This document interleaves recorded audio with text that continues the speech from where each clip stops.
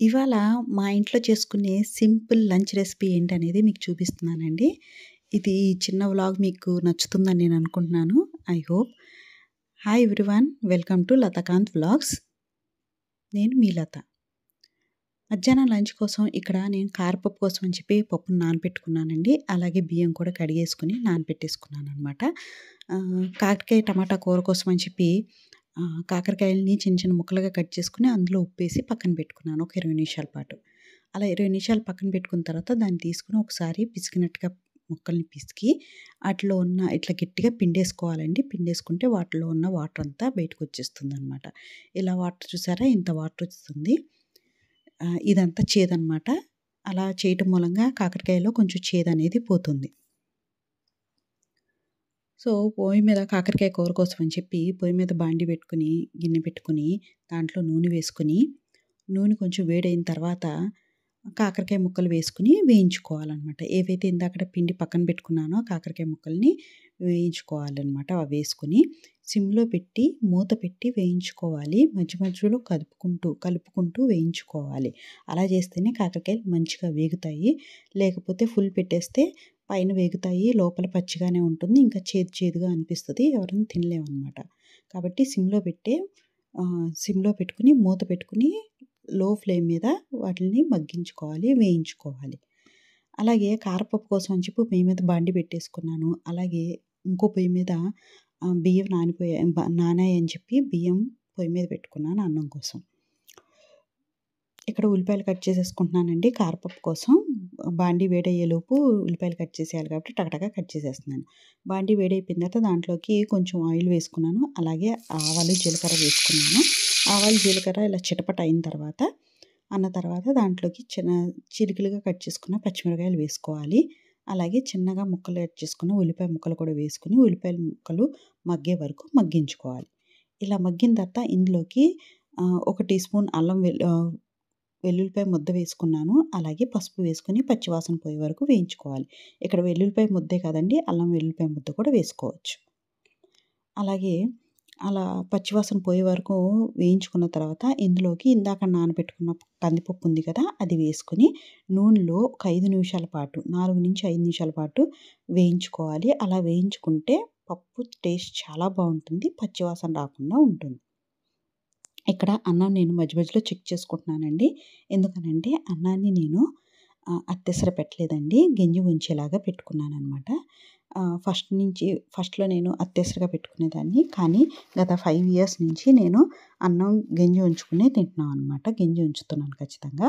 ఇక్కడ అన్నం అయిపోయిందని చెప్పి గెంజి ఉంచేసి మళ్ళీ పొయ్యి మీద పెట్టాననమాట. కొంచెం ఒక 2-3 నిమిషాలు ఆ తడి ఏదన్నా పోవటాని కోసం అని చెప్పి. అది 2-3 నిమిషాలు మగ్గితే చాలండి, అన్నం అయిపోతుంది. గెంజి వచ్చేసిన తర్వాత ఎక్కువసేపు ఉంచవసరం లేదు. ఇక్కడ పప్పు కూడా 5 నిమిషాలు వేగింది కాబట్టి నూనెలో, ఆ తర్వాత నీళ్లు పోసుకొని మూత పెట్టి పప్పు ఉడికే వరకు ఉడికించుకోవాలి. అన్నం అయిపోయింది కాబట్టి ఇప్పుడు నేను గోధుమ రవ్వ చేస్తున్నానండి. మా పెద్ద అబ్బాయికి చాలా ఇష్టం ఈ గోధుమ రవ్వ అనేది. అందుకోసం పొయ్యి మీద గిన్నె పెట్టుకొని అందులో ఒక 1/2 టీ స్పూన్ నెయ్యి వేసుకొని దాంట్లోకి ఒక చిన్న గ్లాసు గోధుమ రవ్వ వేసుకున్నాననమాట. ఈ గోధుమ రవ్వని ఇలా సిమ్‌లో పెట్టి లో ఫ్లేమ్‌లో చక్కగా ఒక 5 నిమిషాల పాటు వేయించుకోవాలి. అలా వేయించుకుంటేనే గోధుమ రవ్వ పొడి పొడిలాడుతూ వస్తుందండి. అలాగే మంచి కమ్మటి వాసన కూడా వస్తుందండి వేగినప్పుడు. అలా వేగిన తర్వాత ఇందులోకి నీళ్లు పోసుకోవాలనమాట.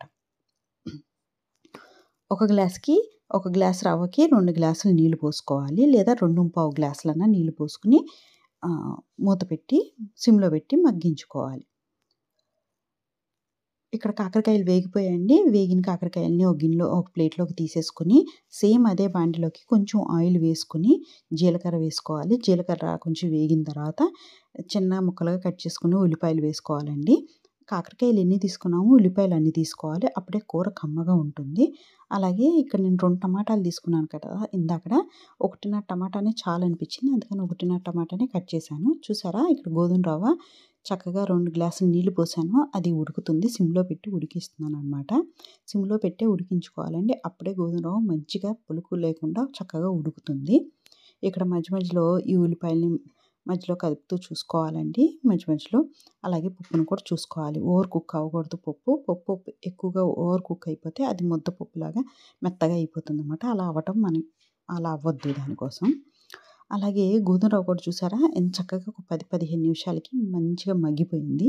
చక్కగా పొడి పొడిలాడుతూ వచ్చేసింది. మీరు కూడా చూసారు కదా! ఇప్పుడు కాకరకాయ అది తీసేసానండి పక్కకు అయిపోయిందని. ఇక కాకరకాయల కోసం ఉల్లిపాయలు మగ్గించుకున్నాను కదా! కాకరకాయ కూర కోసం ఉల్లిపాయలు మగ్గాయి. అందులోకి టమాటాలు వేసుకుంటున్నాను. టమాటాలేసి మెత్తగా మగ్గే వరకు మగ్గించుకోవాలి మూత పెట్టి. పప్పు కూడా మధ్యలో చూసుకుంటూ ఉండాలండి. ఇక్కడ పప్పు ఇక అయిపోతుంది ఇంకా కొంచెం ఉడికితే చాలు అనుకున్నప్పుడు దీంట్లోకి ఉప్పేసుకోవాలండి సరిపడా ఉప్పు. ఇంకో విషయం అండి మీకు చెప్పటం మర్చిపోయాను. పప్పు ఇందాక నేను నూనెలో వేయించుకున్నాను కదా! ముందు పోపులో ఆ వేయించుకున్నప్పుడే నేను కారం కూడా వేసేసాననమాట. అలా కారం వేస్తే కలర్ వస్తుంది. అలాగే పప్పు తొందరగా ఉడుకుతుందని అలా వేసేసుకున్నాను. చూసారా పప్పు చూడటానికి బద్దలుగా ఉంది. కానీ పట్టుకుంటే మెత్తగా అయిపోయింది. అంటే ఇలా అయితే కారపప్పు అయిపోయినట్టండి. పప్పు ఉడికినట్టే. ఇప్పుడు లాస్ట్‌లో గరం మసాలాను, కొంచెం కొత్తిమీర చిన్న ముక్కలు కట్ చేసుకున్న కొత్తిమీర కూడా వేసి ఒక్క నిమిషం పాటు మగ్గనిస్తే కారపప్పు కూడా రెడీ. సూపర్ ఉంటుందండి. ఖచ్చితంగా మీరు చేసుకోండి. చాలా బావుంటుంది. ఇక్కడ ఇంకో పక్కన టమాటాలు కూడా మగ్గిపోయాయండి. టమాటాలు మగ్గిపోయాయి కాబట్టి ఇందులోకి పసుపు, ఉప్పు, కారం వేసుకోవాలి. ఉప్పు, కారం అనేది కాకరకాయ కూరలో కొంచెం ఎక్కువే పడుతుంది. చూసి వేసుకోండి. మనం టమాటాలు కూడా వేసాం కాబట్టి కొంచెం ఉప్పు అనేది ఎక్కువ పడుతుంది. ఇలా ఉప్పు, పసుపు, కారం వేసాక మొత్తం అంతా బాగా కలిపేసుకోవాలి. చూసారా మా అబ్బాయి కూడా వచ్చేసాడు ఎగ్జామ్ రాసేసి. అమ్మ అవ్వలేదా ఇంకా అని అడుగుతున్నాడు. అయిపోయింది నాన్న జస్ట్ ఒక 5 మినిట్స్ అని చెప్తున్నాను. ఎళ్లి బట్టలు మార్చుకో అయిపోతుంది అని చెప్తున్నాను. ఇలా ఉప్పు, కారం, పసుపు వేసి కొంచెం ఒకసారి కలిపేసుకున్న తర్వాత ఇందాకడ పక్కన పెట్టుకున్న కాకరకాయ ముక్కలు ఉన్నాయి కదా! అవి వేసేసుకొని ఒక 2, 3 నిమిషాలు మగ్గనివ్వాలి టమాటాలు. మగ్గిన తర్వాత లాస్ట్‌లోకి ఇక కొంచెం కొత్తిమీర వేసుకొని కొంచెం అల్లం కాదండి వెల్లుల్లిపాయ ముద్ద వేసుకొని కొంచెం కచ్చపచ్చగా దంచుకున్న వెల్లుల్లిపాయ ముద్ద వేసుకొని ఒకసారి కలిపేసుకొని ఒక్క నిమిషం పాటు ఉంచి స్టవ్ బంద్ చేసేస్తే అయిపోతుందండి కాకరకాయ. వెల్లుల్లిపాయ వేయటం మూలంగా చాలా బావుంటుంది. లాస్ట్‌లో వెల్లుల్లిపాయ వేయటం మూలంగా చాలా బావుంటుంది. మీరు ఖచ్చితంగా చేసి చూడండి. లాస్ట్‌లో వేసుకోండి. సో మా లంచ్ రెసిపీలు రెడీ అయిపోయాయి కాబట్టి ఇక లంచ్‌కి రెడీ అయిపోయామనమాట. చూడండి మా ప్లేట్ ఎంత కలర్‌ఫుల్‌గా ఉందో చక్కగా పప్పుతోను, కూరతోను ఎంత బావుందో. అన్నం కూడా నానపెట్టి వండాను కాబట్టి బియ్యము అన్నం చక్కగా ఉడికింది.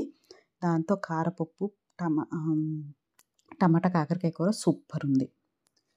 ఇక లంచ్ అయిపోయిందండి. లంచ్ అయిపోయిన తర్వాత ఇక ఈవినింగ్ స్నాక్ కోసం అని చెప్పి నేను ఇక్కడ బాదాము, వాల్‌నట్సు, పంకిన్ సీడ్స్ తీసుకున్నానండి. తీసుకొని చాపర్‌లో వేసుకొని కొంచెం చాప్ చేసుకున్నాననమాట. అలాగే ఓట్స్ కూడా తీసుకున్నాను. ఓట్స్ అయితే డ్రై రోస్ట్ చేసుకున్నాను. ఆటిలతో పాటు ఇంకా పల్లీలు కూడా తీసుకున్నానండి. పల్లీలు కూడా డ్రై రోస్ట్ చేసుకొని వాటి మీద ఉన్న పొట్టు తీసేసాను.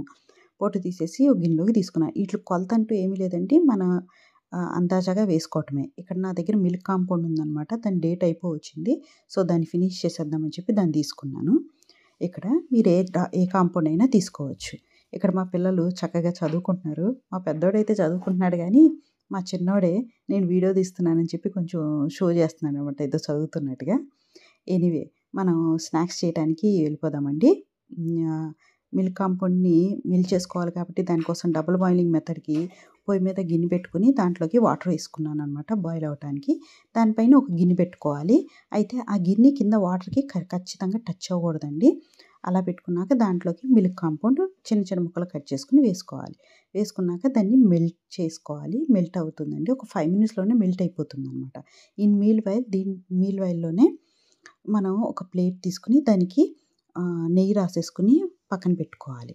ఇలా మెల్ట్ అయిపోయిన తర్వాత మిల్క్ కాంపౌండ్‌ని పొయ్యి మీద నుంచి కిందకి తీసుకొని దాంట్లోకి ఒక నిమిషం తర్వాత ఇందాక మనం చాప్ చేసుకున్న డ్రై ఫ్రూట్స్ ఉన్నాయి కదా! డ్రై నట్స్ అవి వేసుకొని కలిపేసుకోవాలి. బాగా మొత్తం అంతా కలిసేలా కలుపుకోవాలి. కలుపుకున్న తర్వాత ఇందాక గ్రీస్ చేసుకున్న ప్లేట్‌లోకి వేసేసుకోవాలి. వేసుకొని మొత్తం అంతా ఇలా స్ప్రెడ్ చేయాలి. స్ప్రెడ్ చేసుకున్నాక ఒక హాఫ్ అన్ అవర్ పక్కన పెట్టేసుకోవాలండి. సెట్ అయిపోతుంది. మీరు కావాలంటే ఫ్రిడ్జ్‌లో కూడా పెట్టుకోవచ్చు. కావాలంటే మళ్ళీ ఈట్లికి షేప్ కోసం అని చెప్పి ఇలా గ్రీజ్ లైన్స్ కూడా పెట్టుకోవచ్చండి. నేను అలా వదిలేసాను కానీ మీరు కావాలంటే పెట్టుకోవచ్చు.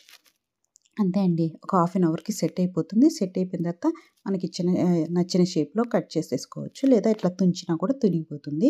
పిల్లలకి చాలా బావుంటుందండి. చాక్లేట్ తింటున్నారనుకుంటారు. కానీ దాంట్లో లోపల నట్స్ ఉంటాయి కాబట్టి అవి ఇంకా టేస్టీగా ఉంటుందండి. పిల్లలకి నట్స్ ఎళ్ళినట్టు ఉంటుంది. చాక్లేట్ ఎళ్ళినట్టు ఉంటుంది. ఐ హోప్ ఈ వీడియో మీకు నచ్చిందని నేను అనుకుంటున్నాను. Thank you.